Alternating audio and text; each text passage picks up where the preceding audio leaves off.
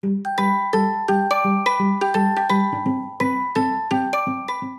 you ever feel like you're stuck in that never ending game of good cop, bad cop with your kids?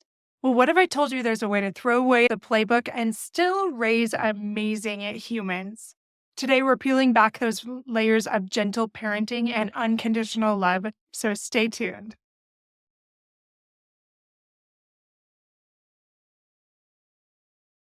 Welcome back, my friends, to our podcast, Fulfillment Therapy. I'm your host, Kendra Nielsen, and today we're talking about how to maximize your relationships in your family life in ways that might surprise you. I've been thinking so much about three concepts: gentleness, meekness, and unconditional love. The more that I am a counselor, the more that I'm a parent, the more that I am a spouse, the more that I realize that these three things completely transform marriage. And I'm going to talk to you about these things today. So let's begin and find out how we can incorporate these into our relationships ourselves. So these are qualities that create this environment of trust, that emotional security, and this healthy development for kids, while also strengthening the bonds between spouses. I've been thinking about this a lot lately because we talk about it in my church, and I just love the phrases, and it just something that repeats in my mind over and over. And it's just a very simple reminder of something very basic that I can do to take my relationships to the next level. I want to talk about why it's so helpful, especially when things like gentleness and meekness and unconditional love, those sound like qualities of a doormat. And nobody wants to be a doormat when you're a parent or when you're a spouse, right? Well, that has nothing to do with those things, though they're often misconstrued. I want you to think about some of your most proud parenting moments: when you were gentle, when you were meek, when you showed that unconditional love or that kindness. And I think about every time that I had a problem with my husband or with one of my kids.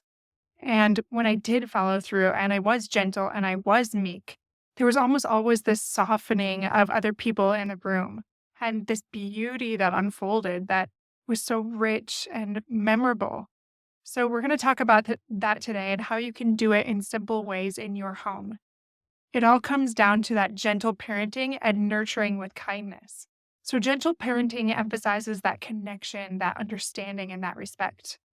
I have a few quotes today from L.R. Noce, and there are some beautiful things. So, listen to this one to start with. He says, "It's not our job to toughen our children up to face a cruel and heartless world. It's our job to raise children who will make the world a little less cruel and heartless." I love that quote. It reminds me of something a family member once said about how their children were upset because they didn't prepare them for such a terrible world, or something very similar to what this quote is saying. And it broke their heart because they raised their children in this very magical and beautiful way. And I can attest to that. This person is an incredible parent. When I hear this quote, I think about their story and about how it's not our job to raise these tough humans, but to raise children who will make the world a little less cruel and heartless. I do believe that that's true. We are humans with complex needs and emotions. Rebecca Eanes says this: "So often children are punished for being human. They are not allowed to have grumpy moods, bad days, disrespectful tones, or bad attitudes. Yet we adults have them all the time. None of us are perfect. We must stop holding our children to a higher standard of perfection than we can attain ourselves." That is so well said. I actually want to read it one more time because of how important it is. So often, children are punished for being human. They're not allowed to have grumpy moods, bad days, disrespectful tones, or bad attitudes. Yet we adults have them all the time. And none of us are perfect. We must stop holding our children to a higher standard of perfection than we can attain ourselves. Are we holding our kids to a standard of perfection that is unrealistic and unsustainable? That is so well said, and I find myself reminding my husband and my clients often of those same things. I often say things like, "Remember, this is very normal behavior for a third grader," or remember what standard you're holding these people to. They're just little humans. They don't have adult brains yet. And even for us, we give ourselves the benefit of the doubt often enough, but not so much other people. Like we're expecting such a high standard of people all the time that we don't put upon ourselves. And I know we can also do the same for ourselves, but in our family situations, that's not often what we're doing. And this can be incredibly frustrating for our little people, our family members that we're raising, our kids. And one of my kids in particular, my youngest daughter, she feels so fully when she makes mistakes. And the other day, she was late for the bus because they currently have their school that's pretty far away.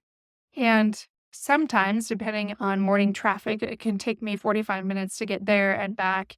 And when I'm in the middle of trying to work, it can be really frustrating. And it was actually my birthday that morning. I finally had this free time to just write and do some of the things that I've been really looking forward to after feeling so sick for a while. And I was the only one available to take them. And I showed that frustration a little bit. And she was instantly apologetic. And you could see it in her face right away that she just felt awful and was very deflated when she saw that I was frustrated. And I knew instantly that it was unfair for me to be so upset because it's such a normal thing. I mean, we're talking just a couple minutes that she had taken to get some things finished on a paper, nothing very long. And the bus ended up coming a little bit earlier than they usually do. And she was a little bit later than she usually is, like not even 5 minutes. And it just happened that day. It was a normal mistake. And I reminded her of that. And I tried to share that gentleness and that meekness and remind her that we're all human. I do these things all the time and it's okay. And I can temper my response too, because really, what is 30 or 45 minutes? I wish I wouldn't have responded in frustration at all, just so she could remember that this is okay. This happens. Not that I can't show my frustration, but that we can talk through it and it doesn't have to be some terrible thing that she has done.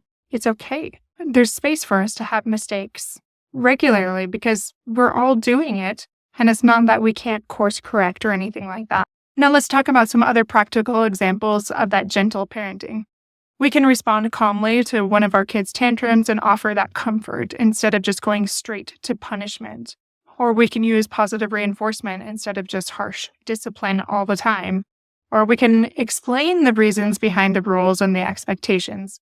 I know grandparents didn't always do that, or even parents, but it is so much easier for people to get on board when they understand. And it's okay to talk to our kids about that. Now let's explore meekness a little bit. It really is a strength under control. And I think that meekness is often misunderstood. David A. Bednar said this about meekness. Meekness is the principal protection for the prideful blindness that often arises from prominence, position, and power, as well as wealth that is very packed with wisdom. So you might want to go back and read that again. But it's simply a principal protection against pride that we're seeking to eliminate. So in relationships, meekness manifests as being willing to listen without interrupting during disagreements or admitting mistakes and apologizing sincerely. It's putting your spouse's needs before your own or your children's. And I know that's not an easy thing to do, especially if you have a long to-do list and lots of things that you want to get done. But it's like my day the other day when it took 45 minutes out of my day to take the kids to school and come back.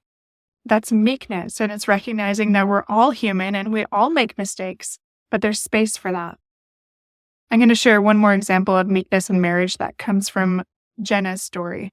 She said, meekness happened for us when we had to choose to let go and let God. We literally did that. We did the deep work and humbled ourselves in a way we've never had to before. We finally started acknowledging how our personal and joint actions were harming one another and our home. So this is one thing that you could do too. Can you let go? Can you allow God to take over? Can you do that deep work and humble yourself and acknowledge how your actions are impacting your family dynamic? Like maybe that wedge between you and your spouse or that lack of forgiveness that you're giving, that grudge that you're holding, is affecting your home of peace. And it affects how you are interacting at home and how your family dynamic is. And maybe that family triangulation that is disconnecting others and that tension and discomfort that bring. Explore that. Is that something that you could do to improve the home dynamic by maybe being more meek and acknowledging your part and how you can improve things? Now, I want to talk briefly about unconditional love as well. And that is the bedrock of family relationships. When there is love without expectations or limitations, this is where people thrive. L.R. Nost says something else very beautifully. He said, "Remember, no matter the problem, kindness is always the right response."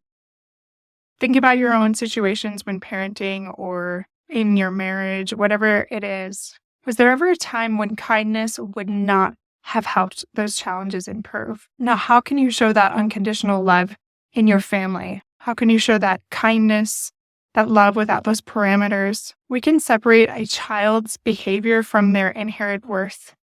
We can express that love and that joy for who they are and not just for their achievements. And I know that's hard because we're such an achievement-driven society, so it's just our go-to sometimes, and we don't even realize we're doing it.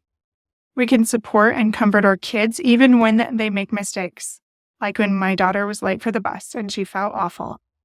Or I could choose to see her suffering and that feeling of feeling less than, and that she's a mess up and she's terrible. I could try to put myself in her shoes when she's feeling that way and about how she put other people out and just felt so bad. And I could recognize that, man, she's just a little kid making normal mistakes that we all made, and it's okay. And I can love her regardless of that. And I can help her in her distress and her feelings of shame, and I can help her work through those. I can not worry about my own stuff as much.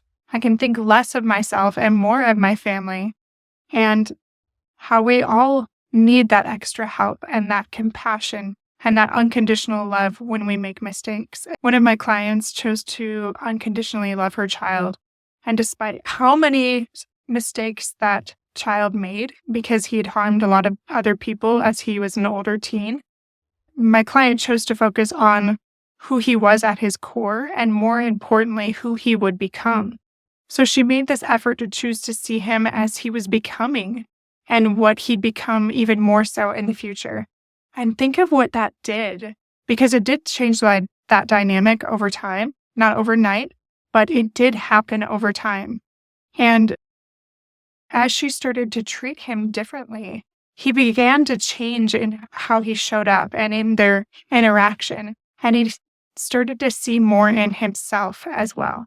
Just think of that in your relationships. If you can start to treat each other as you're meant to be, as you're becoming, or as you will become someday, instead of the screw up that you are all the time or that you assume the other person is all the time, how will that cause you to transform just by knowing that somebody sees the good within you? So here's just a quick tip for you. I want you to think of times when you felt unconditionally loved and treated as you are to become. There's probably somebody in your mind that's highlighted as treating you that way. So how did that make you feel? And can you think of a time like that? How did that change the trajectory of your life? And can you do that same thing for your spouse or your child or other people in your sphere of influence? Just think about how you might do that in a small, simple way and how that can completely change another person's life, just like it might have changed yours.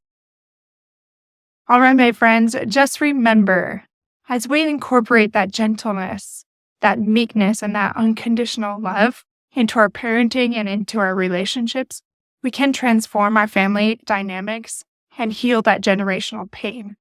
And as we practice these virtues, this will happen, and we can create a safer, more nurturing environment for our kids to grow and to thrive.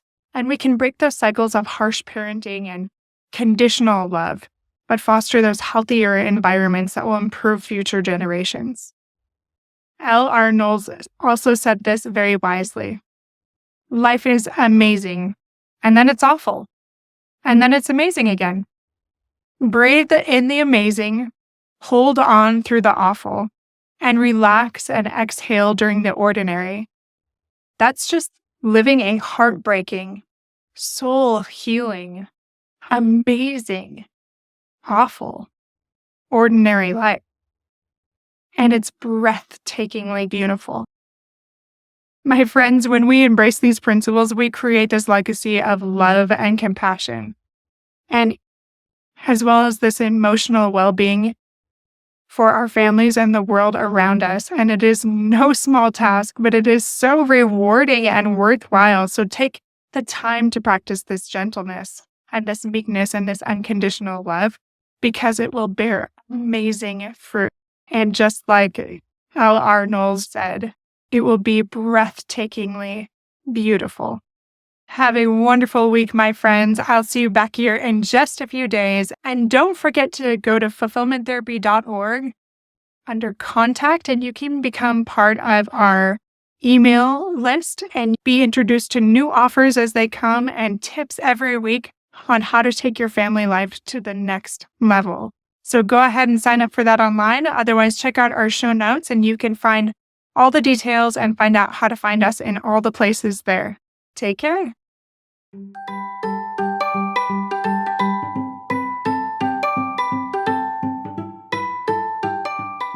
Hey friends, I hope you enjoyed today's episode. If you did, chances are someone else would too. Would you take 30 seconds to share this with a friend who's looking for greater family fulfillment? And while you're sharing, tell me what you think about the show by leaving a review on Apple Podcasts. It refuels me when I hear this podcast is helping you, no matter what your house or your hair looks like.